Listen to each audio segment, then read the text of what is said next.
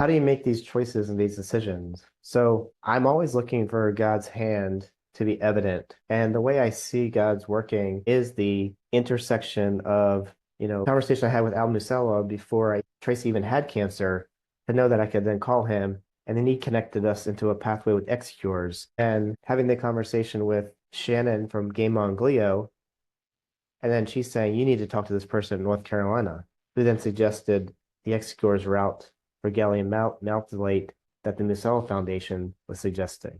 The connection where Southeastern Brain Tumor Foundation had me talk to a patient caregiver couple about a different treatment plan, but then said, oh, you should definitely consider North Carolina. So like, I didn't bring those things up, but I see them as God's hand evident in pushing us to that outcome. We're also making decisions that were, in our mind, this was our final recurrence, not the next. So if I had to worry that this choice would exclude us from different choices down the road, I took that risk with her because we aren't expecting the next recurrence. And I don't want to live like that. We lived in San Francisco for 7 years, and people said, don't you worry about the earthquakes? No, I don't live like that. When it's cancer, I don't want to live in fear. Quality of life drove all our decisions. No deficits. For us, surgery and deficits seem to be synonymous. We did want a biopsy because we wanted to know about tumor mutation and if we had any new mutations. We also know that methylation can change from one time to another. We weren't choosing any treatments that you had to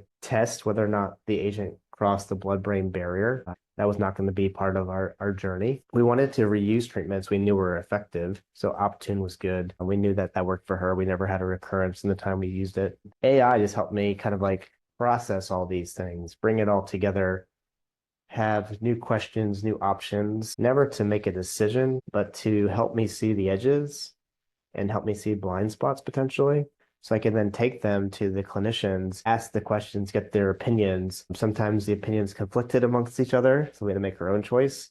Sometimes the opinions confirmed what we already knew.